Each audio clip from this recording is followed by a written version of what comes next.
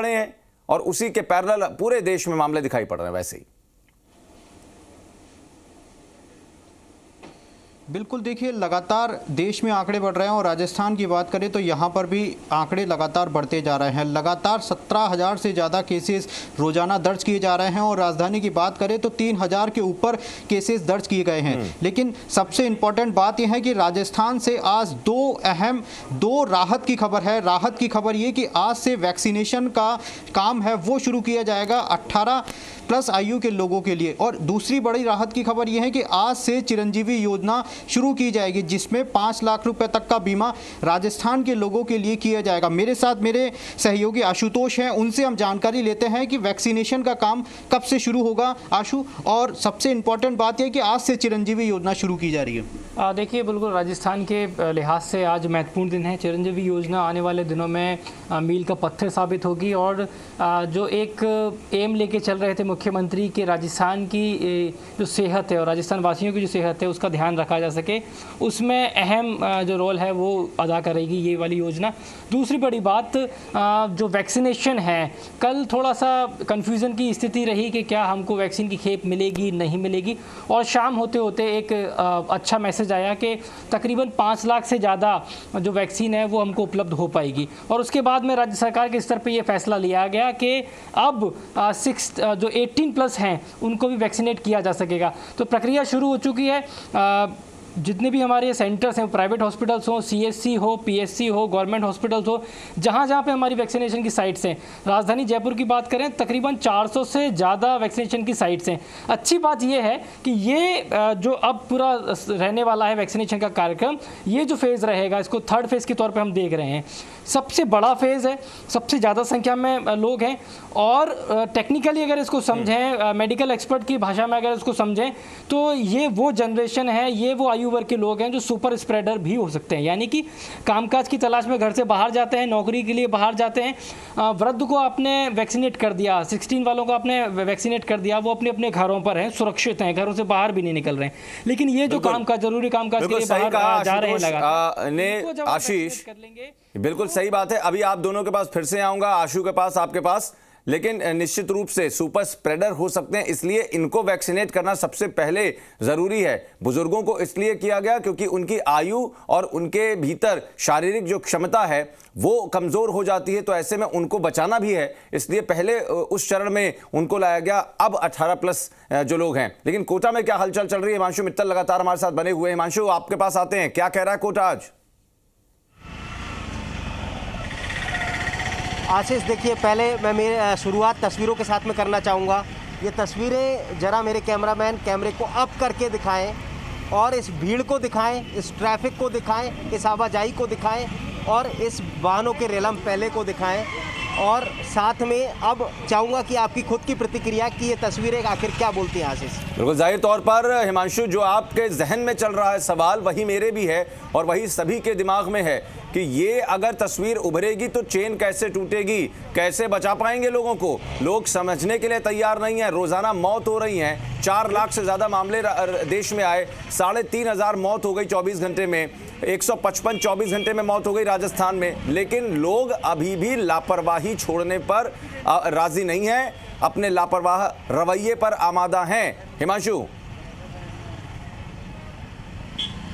देखिए आशीष, बिल्कुल ठीक कहा आपने। ये वाहनों का रैलम पहला, ये वाहनों की लंबी कतार मेरे कैमरामैन अप करके दिखाएंगे तो ये कोटा एरोड्राम सर्किल को जाने वाली सड़क है और देखिए वाहनों की इतनी बड़ी कतार है जैसे आम दिनों की तरह यहाँ पर भीड़ लगी हुई है, जाम लगा हुआ है, जैसे सबको जल्दी है कहीं ना कहीं जाने की। और ये नेग्लिजेंसी है, ये मेजर नेग्लिजेंसी से जुड़ी तस्वीर है जो फिलहाल कोटा में आपको देखने को मिल रही है। और पुलिस के तमाम जो अधिकारी हैं फिलहाल यहाँ पर तैनात हैं, मुस्तैद हैं और कोशिश यही सर, एक बात जानना चाहेंगे, ये तमाम कोशिश के बाद भी ये जो पब्लिक है नहीं रुक रही और उसी का नतीजा है कि आज कोरोना पर हम काबू नहीं कर पा पाए।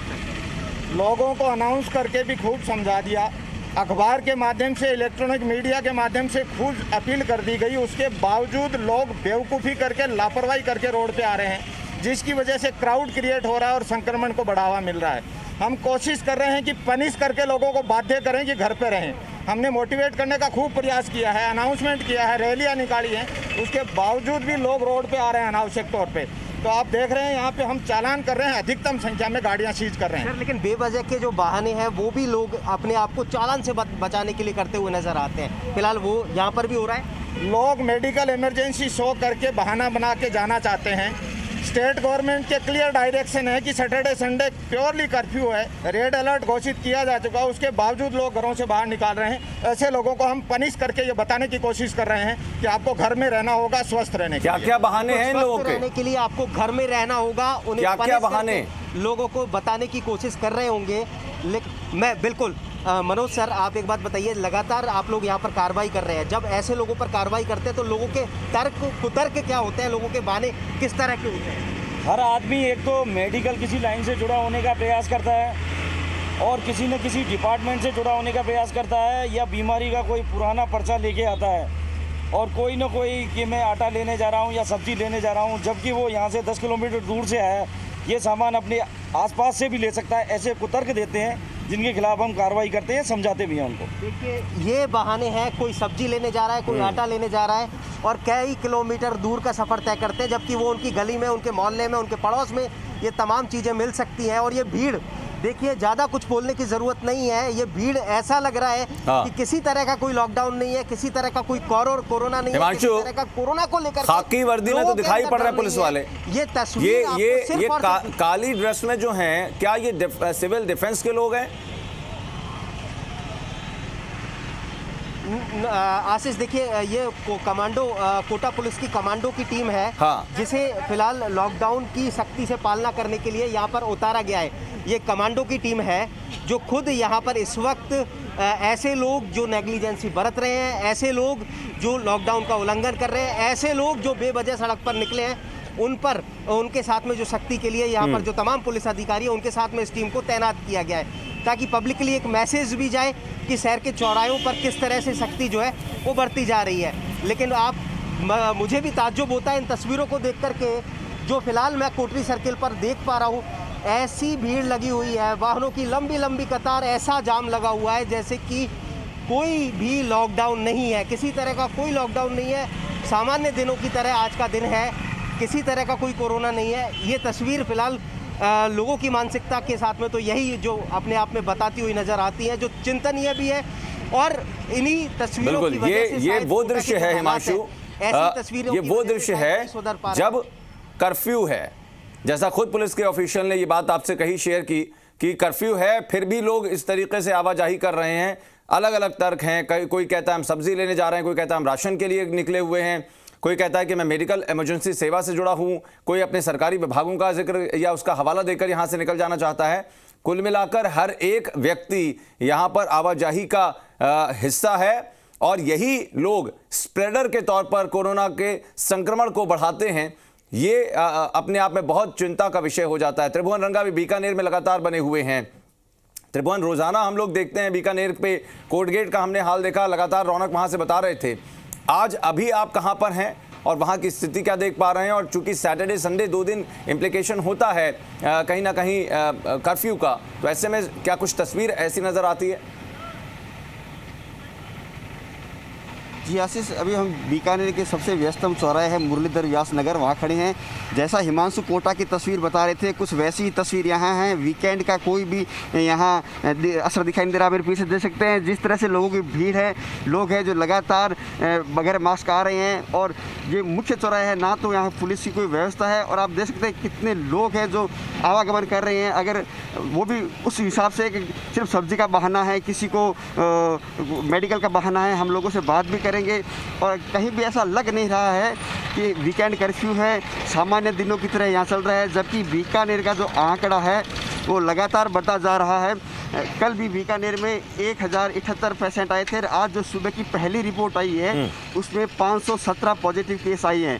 प्रशासन लगातार अपील कर रहा है लोगों से कि आप घरों में रहिए, ज़रूरी काम हो तभी बाहर निकले। लेकिन जो है आप नज़ारा देख रहे हैं कि अस्थायी पूरी तरह से मंडी बन गई है। अब एक लंबी दूर से, मैं कैमरामैन साथी को कहूँगा कि लंबी दूर दिखाई, एक अस्थायी मंडी बन गई है। ना ही तो इस पर पुलिस कोई कार्रवाई कर रही है और ना ही लोग इस पर डिस्टेंस रख रहे हैं। लगातार ये जो व्यापारी हैं, ये वही सब्जी वाले लोग हैं, इनसे पूछे कि कितने बजे तक रहते हैं यहाँ पर? क्योंकि इसके भी अवधि है, इसका भी समय निश्चित है कि आप 11 बजे के बाद तो सब कुछ बंद कर देंगे। तो ऐसे में इन लोगों के लिए जब आज कर्फ्यू भी है, तो ऐसे में क्या कुछ निर्देश हैं? जी, हम दुकानदारों से बात करने की पूरी कोशिश करेंगे। कितने बजे तक दुकान खुली रहती है आपकी? कितने बजे तक दुकान खुली रहती है? 11 वीकेंड कर्फ्यू है, उसके बाद भी इतनी भीड़ है, लोग बगैर मास्क घूम रहे हैं। आप लोग सगलार लगावड़ा है, सगलार लगावड़ा है, कोई बिना मास्क को नहीं आवे। अभी हम बात कर रहे हैं जो बिना मास्क के भी इधर उधर जो कैमरे को देख के यहाँ लगातार मास्क लगाए जा रहे हैं। आप ये भी देख रहे हैं हिमांशु, आशीष की यहाँ जहाँ कैमरा आ रहा है वहीं पे ही लोग मास्क लगा रहे हैं। भीड़ वही है, वही स्थिति है जो लगभग हिमांशु जो मेरे साथी है कोटा से दिखा रहे थे। लगातार है जो लोग घरों से बाहर आ रहे हैं, चौराहे पे है वही आवागमन हो रहा है, वही क्या कोई पुलिस, कोई शक्ति नहीं, पुलिस प्रशासन से जुड़ा कोई व्यक्ति या कोई वर्दीधारी यहाँ पर है आसपास जहाँ पर आप खड़े हैं? कोई एक व्यक्ति? आशीष, दूर दूर तक पुलिस का कोई कांस्टेबल भी नहीं है अभी तक जहाँ पे हम खड़े हैं। हमारे साथ कुछ ऐसे जरूर लोग खड़े हैं जो सामाजिक सेवाएं, जो लगातार लोगों को वैक्सीनेशन को लेकर घर घर जाकर उनको लेकर आ रहे हैं। हम आज उनसे बात करेंगे कि उन्होंने वैक्सीनेशन को लेकर किस तरह से लोगों को किया था जागरूक। सर, आप लगातार सोशल मीडिया में छाए हुए हैं, वैक्सीनेशन को लेकर आप लोगों को घर जा रहे हैं, उनको लेकर वैक्सीनेशन लगवा रहे हैं, क्या मोटा है आपका? मैं तो ये कहता हूँ सरकार के यही निवेदन करूँगा कि जैसे ये 11 बजे तक का भी रखा है ना, ये भी बंद करना चाहिए और सबको बताना चाहिए कि घर पे सब पहुँचाए सामान। बाकी ये जो बिगर मास्क घूम रहे हैं, ये वो वैक्सीन कर्फ्यू जो लगा रखा है, वो कोई कर्फ्यू कुछ भी नहीं है यहाँ पे अभी आज की डेट में। जिला प्रशासन, पुलिस प्रशासन सारा सहयोग कर रहा है, फिर भी लोग घूमते रहते हैं, कोई मतलब नहीं है। सरकार को ये बंद करना चाहिए पूरा, या तो लॉकडाउन पूरा करना चाहिए। आप लोगों को घर से वैक्सीनेशन के लेके आए थे, ये बात चर्चा में आई थी कि आप लोगों को वैक्सीनेशन के लिए जागरूक कर रहे हैं, किस तरह का मोटो है आपका? हम लोगों को बहुत जागरूक कर रहे हैं। आज भी मैंने कम से कम 20 लोगों को बोला है कि आप वैक्सीन लगाओ। 18 वर्ष से जो चल रहा है, आज से शुरू हुआ है। मैं कहता हूँ कि आप वैक्सीन लगाओ, सबसे पहले वैक्सीन जरूरी है। अभी जाके आया था हमारे साथ वैक्सीन को लेकर हम यहाँ के युवाओं से कुछ बात करते हैं। आपने रजिस्ट्रेशन करवा लिया? रजिस्ट्रेशन कराया हुआ है, लेकिन हम गए थे हॉस्पिटल तो उन्होंने कहा है कि हमें आदेश नहीं है, 18 साल के एज वाले 45 प्लस से लगाते हैं। अभी तक जिस तरह से वैक्सीनेशन की बात है, बीकानेर के लिए, खेप के लिए, हम जब सीएमओ से हमारी बात हुई तो उनका खेप के लिए एक टीम गई हुई है। दोपहर या शाम तक जैसे ही वैक्सीनेशन आएगी, हो सकता है कल से 18 प्लस की है जो वैक्सीनेशन शुरू की जाए। जी आशीष, बिल्कुल बने रहिए लगातार। त्रिभुवन, आपसे भी और भी बात करेंगे। हमारे साथ आशीष चौहान भी बने हुए हैं, मनोहर भी लगातार दिल्ली से बने हुए हैं, लेकिन आशीष आपके पास आएंगे, उसके बाद मनोहर आपके पास आएंगे। और जिस अहम जानकारी का सवाल मैंने आपसे किया था, प्लीज़ उस जानकारी को जरूर जुटाइए ताकि और विस्तार से दर्शकों को हम लोग बता पाएं कहां कहां उनके लिए क्या क्या व्यवस्थाएं हो सकती हैं, क्योंकि यही जानकारी दर्शक इस वक्त सुनना और देखना चाहता है। आशीष, आपके पास आते हैं। अभी आशुतोष बहुत सारी जानकारी दे रहे थे, लेकिन अभी देखिए बीकानेर में एक तस्वीर ये उभर कर आई जहां पर लोग अस्पताल में पहुंचे, अस्पतालों के पास भी आदेश नहीं पहुंचा है कि आप 18 प्लस वालों को लगाइए वैक्सीन। वो कहते हैं कि साहब खेप नहीं आई है, खेप के बारे में जब जानकारी मिलेगी तब शुरू करेंगे। ये जो आशंकाएं या ये जो अभी भी शंका बनी हुई है, इसको कैसे क्लियर करेंगे? जी देखिए, वैक्सीनेशन का काम जरूर शुरू हो गया 18 प्लस का, लेकिन वैक्सीन की खेप बहुत कम है। 5 लाख तक की वैक्सीन जो है वो सीरम इंस्टीट्यूट से मंगाई गई है। थोड़ा वक्त जरूर लगेगा, थोड़ा लोगों को समझना चाहिए कि अभी खेप काफ़ी कम है, इसीलिए आप थोड़ा धैर्य रखें और कुछ दिन बाद हो सकता है कि आपका नंबर आ जाए। लेकिन सबसे अच्छी बात है कि आज से वैक्सीनेशन की प्रक्रिया जो है 18 प्लस की वो शुरू हो गई है। लेकिन दूसरी तरफ मुख्यमंत्री अशोक गहलोत ने जन अनुशासन पखवाड़ा को रेड अलर्ट घोषित कर दिया है, यानी कि रेड अलर्ट घोषित करने के बाद में अब पुलिस प्रशासन सख्त हो गया है और 12 बजे के बाद यदि कोई भी व्यक्ति घूमता हुआ पाया जाता है तो उसको क्वारंटीन किया जाएगा 15 दिन तक, और उसका RT-PCR टेस्ट यानी कि कोरोना टेस्ट उसका होगा। उसी के बाद में उसको घर जाने की इजाज़त होगी। यानी कि अब जो भी लोग दोपहर 12 बजे के बाद में घर से बाहर निकल रहे हैं तो वो सोच समझ कर ही निकलिए, क्योंकि यदि आवश्यक कार्य हैं तो ठीक है, नहीं तो बेवजह कोई बाहर निकलता हुआ पाया गया तो पुलिस उसके खिलाफ ये कार्रवाई करेगी। यानी कि कड़े नियम लागू हो गए हैं। देखिए, लगातार कोई अपना परिवार खो रहा है, कोई अपना माँ बाप खो रहा है और कोई अपने को खो रहा है, तो ऐसी मुश्किल घड़ी में लोग जो है फिर भी लापरवाह बने हैं। इसीलिए सरकार कड़े कदम उठा रही है ताकि लोग समझें इस बात को, और कोरोना से लड़ाई में हम जरूर जीते, क्योंकि लगातार केसेस बढ़ते जा रहे हैं, ऑक्सीजन की भारी कमी है और इसके साथ साथ जो दवाइयां हैं उसकी भी भारी कमी देखी जा रही है। अस्पतालों में हालात बद से बदतर होते जा रहे हैं और कोरोना की इस लड़ाई में हम कैसे जीते, ये लगातार जो है लापरवाही से सामने आ रही है, क्योंकि लापरवाही लगातार बढ़ती जा रही है। अभी कोटा से तस्वीर दिखाई, बीकानेर से तस्वीर दिखाई और तमाम जो जिले हैं वहां पर कुछ ऐसी ही तस्वीर देखने को मिल रही है, क्योंकि लोग अभी भी अनुशासन में नहीं है। इसीलिए सरकार को ये सख्त कदम उठाने पड़ रहे हैं। मुख्यमंत्री अशोक गहलोत ने भी कहा था कि लगातार जो है हमारी नज़र है, यदि लोग नहीं माने तो पूरी तरह से सख्ती की जाएगी। लेकिन वैक्सीनेशन का काम आज से शुरू हो गया है, तो लोग जो है अपने घर से बाहर निकले, वैक्सीन जरूर लगवाए, लेकिन थोड़ा वक्त जरूर लगेगा, क्योंकि अभी वैक्सीन की डोज काफी कम है। उन्हें समझना चाहिए, क्योंकि पूरे देश में वैक्सीन की सप्लाई हो रही है, तो राजस्थान में भी वैक्सीन की डोज जरूर आ गई है, लेकिन थोड़ी कम मात्रा में आई है। इसलिए लोग अभी धैर्य रखें।